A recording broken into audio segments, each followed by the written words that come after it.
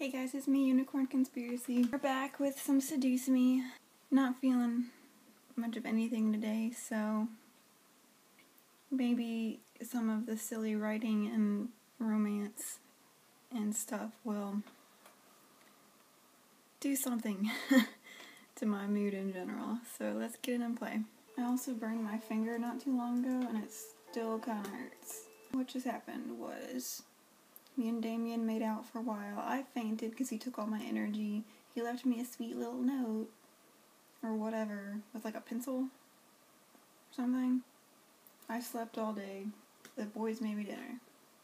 Food was perfect. Felt a little empty without the boys to eat with me, but they probably still eaten. Still, I felt lonely. Know those feels. Couldn't let it bother me. I ate and went back to my room to study and sleep.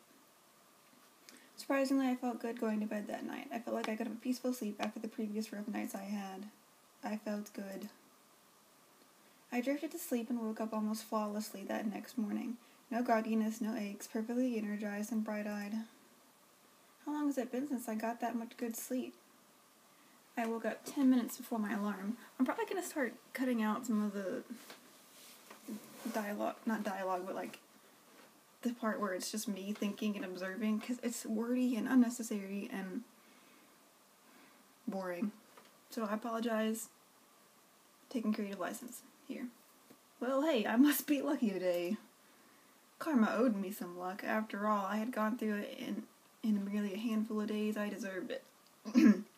Ecstatic for the day ahead, I turned off my alarms before they could ring and got dressed. However, my phone started to quickly buzz from an incoming text. Who's texting me this early? Yo, Anderson! You're carpooling with us from now on. We're not letting you waste your money on a bus. Get ready and be at your gate at 7 stat. Odd. My friends were the best. I couldn't drive yet, I didn't have a car, so it was awesome that my friends would let me carpool. That's kind of dumb that my parents kicked me out since I couldn't, if I can't drive. 6:30. Perfect, I can eat some breakfast. Packed my bag and carried it downstairs towards the kitchen. Entered the dining room. I saw a plate of eggs, toast, and bacon sitting on the table. A fresh steaming cup of coffee sat next to the plate. I don't mean to be clicking this fast. Sugar and cream on the side. Couldn't believe what I was seeing. Who made this? Who do you think freaking made it, idiot?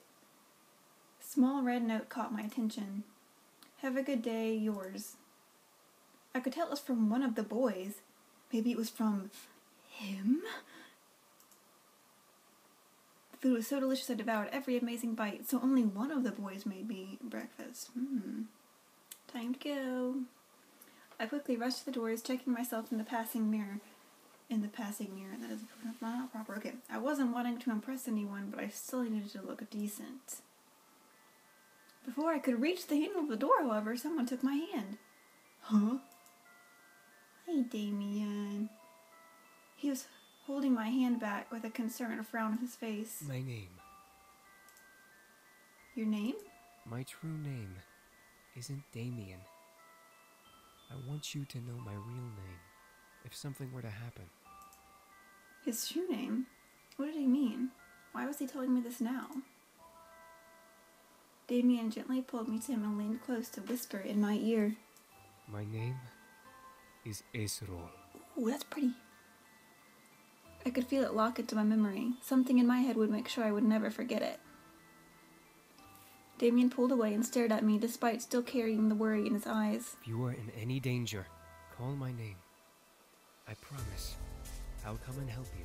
What a sweetheart. I could only nod in response. He smiled before releasing my hand and leading me into heading into the dining room. Something told me that name would be used eventually. Probably, that's usually how plots go. Naomi drove up to the gates with Susie waving me down. I rushed out the door and we headed to school, talking about homework and the coming day. We made it into the school without a hitch. Our lockers were in the same part of the hall, so we quickly unloaded what we needed. First incident of the day. As I walked towards Susan and Naomi, who were both waiting for me on the opposite side of the hall, something hooked my ankle and made me fall forward, Lisette. Whoa! Hey, are you okay? No. Who did that? Lisette. Bitch.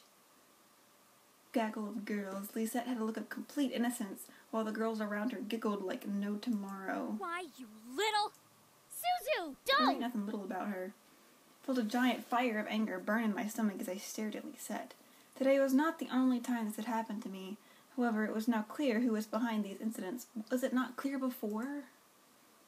Even if she was innocent and one of her goons did it, it was now obvious that Lisette was the mastermind just from the look on her face. Frickin' duh. She was no friend, nor would she ever be. I had to do something. Did I not realize this before? Get her! Punch her in the face! Should probably just stand up and walk away. Decisions. We'll be mature about it. No! I wasn't going to bring myself to her level. She was a bully, but I was not going to let her get to me. I had to be stronger than her, and only then would I have beaten her. Stood up and brushed myself off, pretending nothing had happened. Anderson, you okay? Totally, Suzu. That was a pretty bad fall. Not really. Felt like that is nothing. My arms were quaking, my shoulders were pulsing, but I remained content-faced. Falling is not that bad. Come on, we'll look for history. Suzu and Naomi looked at each other before frowning and nodding to me. Naomi and Suzu flanked me as we began to walk to class away from the gaggle of bullies. As we walked, I could barely see Suzu flipping the middle finger to the group behind us from the corner of my eye. Friggin' bunch of Lisette feet lickers. That's gross, Suzu. It's true. It's all OMG! Lisette is the best! Let's follow her around because we obviously don't have lives. Naomi and I could not help but laugh. The group behind us, however, did not like Suzu's words. At least my dad doesn't screw around in the black market to keep a stupid casino running. Suzu stopped. Naomi and I stopped as well to look back at Suzu, who was completely red in anger. Suzu slowly turned to head to the group, glaring daggers at them. Fuck did you just say? Ooh. I had to act fast. I placed my hand on Suzu's shoulder and gripped tightly, knowing she could try to push my hand away. Suzu, they're not worth it. Let's just go. No, I think it's about time we taught them some manners. Suzu! I looked at Lisette and her group. Lisette had a widely amused smile on her face, which irked me to no end. Nevertheless, I knew that fighting wasn't going to get us anywhere. Let's go. I grabbed Suzu by the shoulder roughly, pulling her back to Naomi and me. Suzu tried to step forward towards the group, but Naomi held on to her other shoulder.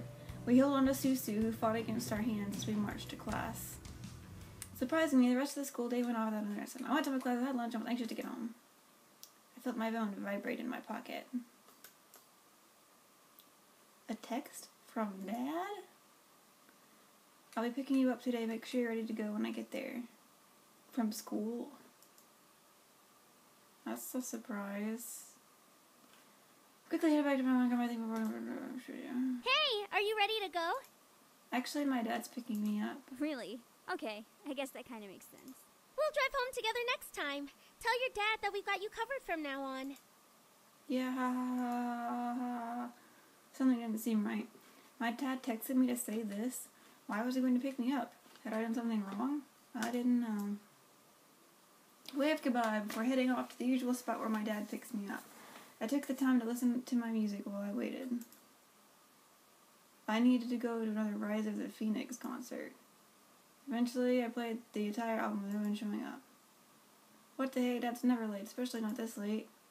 I quickly dialed my dad's number again, but as soon as I pressed call, it disconnected and read a signal disconnection error message. No signal? How do I not have a signal? I double-checked my phone and saw all 5 bars for signal. He must be in a dead zone. Before I could finish, a group of hands grabbed my hands, feet, and covered my mouth.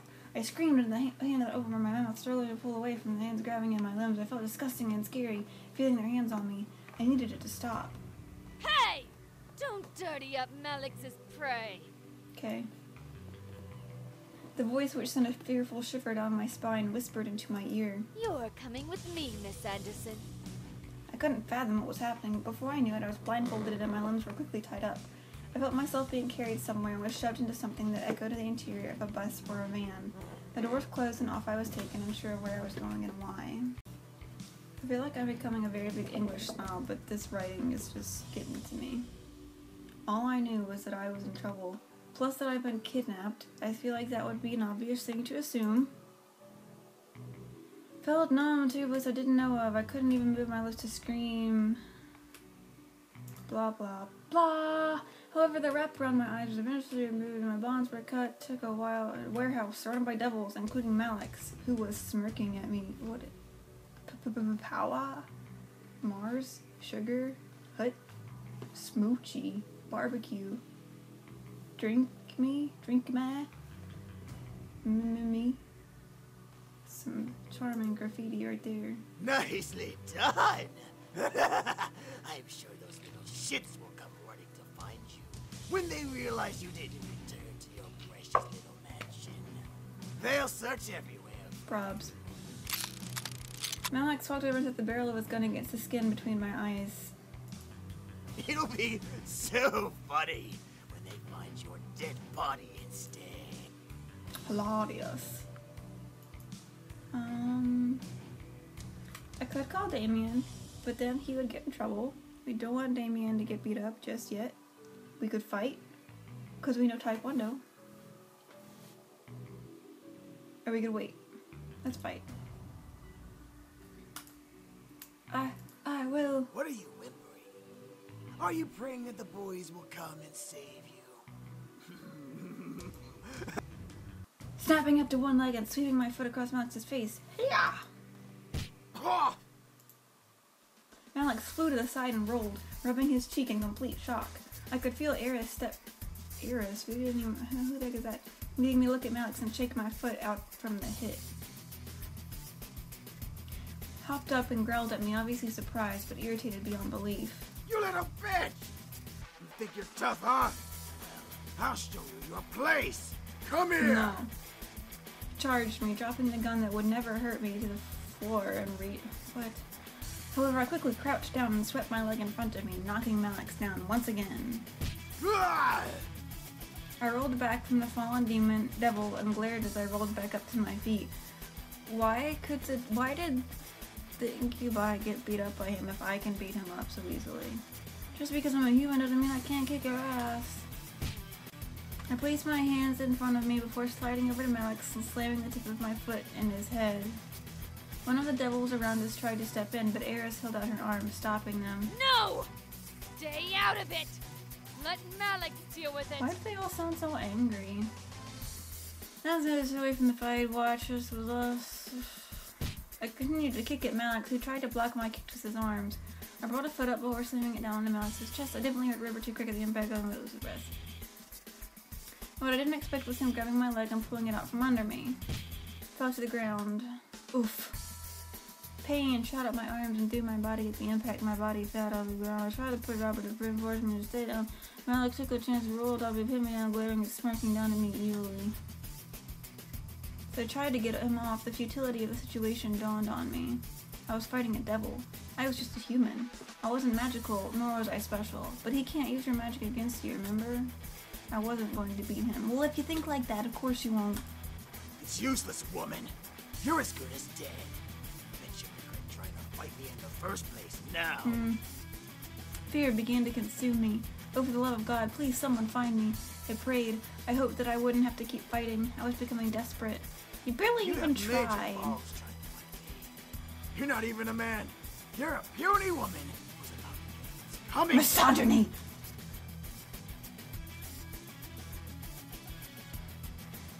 Police sirens. It's time to have fun, boys. Make sure you kill them all. Why did the music... Eris stopped and was a post-nap. Eris? What are you doing? Enough, Malix! We've wasted enough time in this stupid town. I'm getting out of here and I'm taking the rest with me. I didn't know whether to laugh or not. I bit my tongue as Malix got angry again.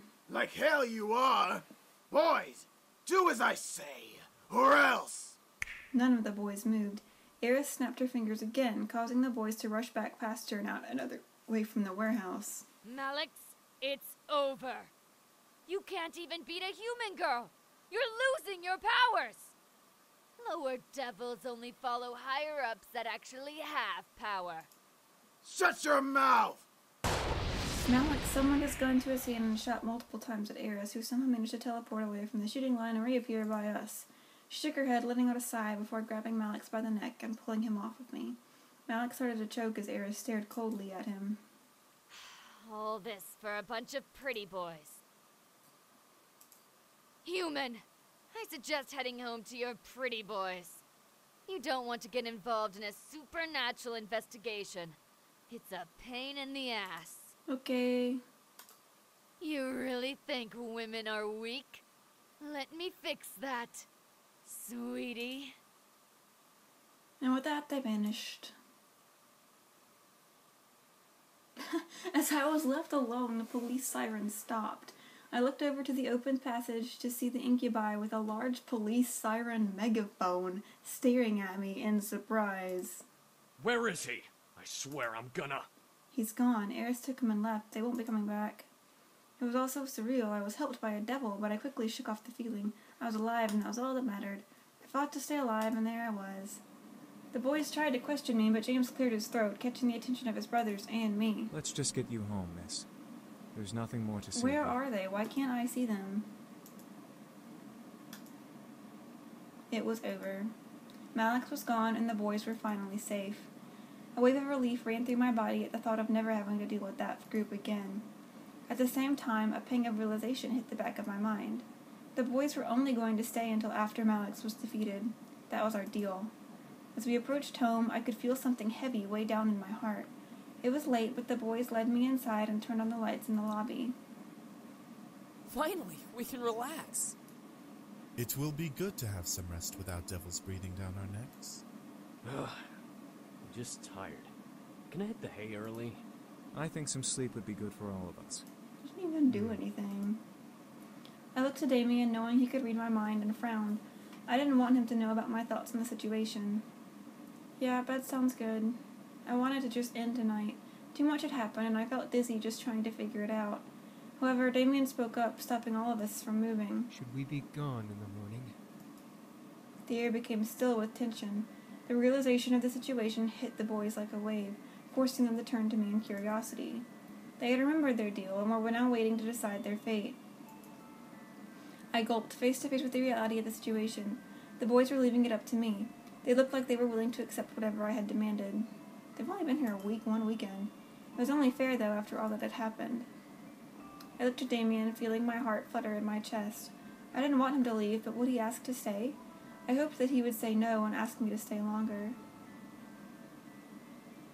He would say no and ask me to stay longer? Damien moved and stepped to me, staring into my eyes with almost pleading oh my gosh. His eyes made me want to whimper in guilt, but then he spoke. I know we've only been here for a short while, but you've done so much for us just by giving us a place to stay. However, if I may be honest, I really would like us to stay here longer. Can we? My heart skipped while a large red blush ran across my cheeks. The boys stared at Damien wide-eyed but didn't dare to speak out. Damien stepped back to give me space, returning to where he was. If they left in the morning, I would never see them again, and my life would return to normal. If I did decide to let them go, they would have been for the best. No goodbyes, no delays. But did I want to? They had done so much for me in such a small amount of time. What? Let them stay. I wanted them to stay. I wanted him to stay. I merely smiled, staring at the man I had come to have feelings for before speaking at last. I would love it if you could all stay. The boys cheered, but none of them giggled. It was cute to see everyone so excited despite the tiredness. My home is your home as long as you will still help with the chores. They all nodded. Felt myself slowly slipping into unconsciousness. Such a wimp. James quickly clapped his hands together, getting everyone's attention and waking me back up. All right, everyone. We're all very tired, so let's head to bed, shall we? So, Oh! Yeah, sleep is actually a thing. Right. Damien, you want to join me in my room? We've had a very long day, but it will be good to just What have y'all relax been tonight doing as all well. day? I went to school, got kidnapped, beat up a devil, and decided the rest of your lives. Sleep sounds really good right now. The others quickly left to finally rest, leaving me and Damien alone at last. My heart fluttered a bit as Damien walked closer to me. He was happy, and it was really cute to see him that way, so I didn't do anything but smile back. Thank you. You're welcome. I'm happy to have you stay here. I watched his smile brighten a bit before he cleared his throat and looked up at me with a serious face. I didn't know if it was the tiredness or my growing attachment to him, but I felt myself sway a bit on my feet. However, Damien's face made it clear that he wanted to say something else, making me forget that my bed was also calling for me. Damien nodded before holding out a hand to me. Come on. Let's get you to bed. I nodded before Damien gently lifted me up into his arms like a bride and carried me to my room. I didn't want to leave his arms, leaning my head against Damien's chest, but eventually I was slowly lowered to my bed and covered with my bed covers. I was still in my school clothes, but I was too tired to strip or care. I looked at Damien, fighting a yawn from escaping me as he gently ran a hand over my hair. Good night. I'll make breakfast for you in the morning. Okay. Everything was peaceful. I was happy. That's the end?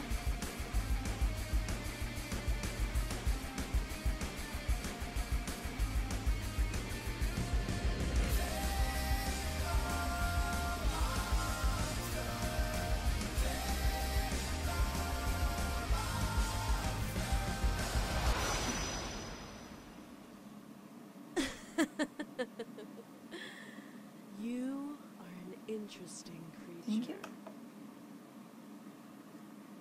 Maybe it's not over. I opened my eyes to see a woman staring down at me with a very sly smirk on her face.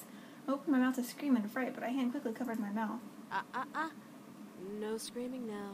Too early. This is a very unattractive, position. I could only stare up at the woman. I felt weak, not having the strength to move and fight her off. What was going on and why was she here? Why do the boys like you? You're unique, yes, but that can't be all that you have going for you. She was making me mad. She must have known as she let another smirk grow to her face. Ooh, you're feisty. That could be why. Before I could bite her hand in anger, she removed her hand from my lips, standing up and staring down at me from her place next to my bed. I quickly sat up and stared daggers at the intruder. She was very beautiful, but I felt more anger than amazement. Who the hell are you and why are you in my room? The woman began to laugh, making the rage inside me increase. I wanted to punch her, but I waited for her to answer. How silly of me. I forgot that we demons are not well known of in your world. You can call me Diana, little human. Diana? You're a demon? I am. But I'm much more than just an average demon. What do you mean? Silly girl. I'm a succubus. Oh. Now I had met both genders of sex demons. Well, you are pretty. Thanks. But you seem very reckless. Hardly. I didn't punch Lisette, did I? Why are you here? Oh, I just wanted to see who my competition was. For Damien? For the boys, of course. They don't belong here, and yet here they remain. I want to know why, and remedy this little issue. Well, you're not welcome here. Silly, uneducated human. You don't understand the important roles these boys play in the abyssal planes. You keeping them here is practically imprisonment. I'm not keeping them. They wanted to stay. You have about 10 seconds to leave, bitch. Is that a threat? How cute. What are you going to do? Kill me? I'll punch you in the face. You barely have the strength to stand, little human. I can rip the rest of your energy out and knock you into a coma. You'll never be able to wake up again. Touch me, you know. Enjoy every minute. Okay, now this is just sexual harassment. Now, you're going to listen to everything I say without any questions. Got No. it? I nodded. Good. I plan to bring the boys back to the abyssal planes. Why? So that I can take my place as queen of their realm. They have no reason to be here in this silly little world, so I'm going to make sure they return home. Okay, Pumpkin? Don't call me Pumpkin. You evil bitch. Call me evil all you want, dearie. I'm not evil. You're just in my way. You're pretty evil. I felt Diana lean into my ear and whisper, making me unconsciously shiver in both pleasure and annoyance. Now, be a good little human and go to bed. I'll make sure they're gone before you get home tomorrow from school. So make sure to say goodbye in the morning.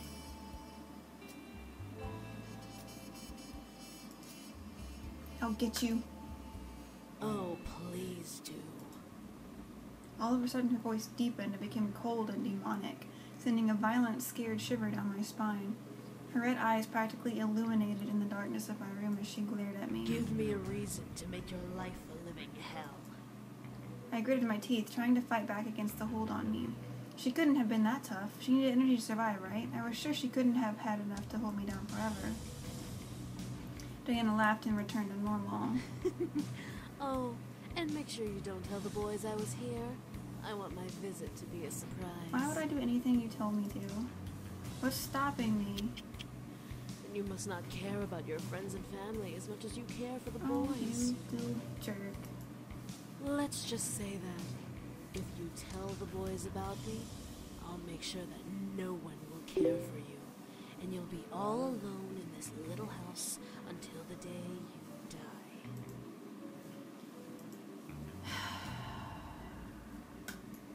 Have a good night.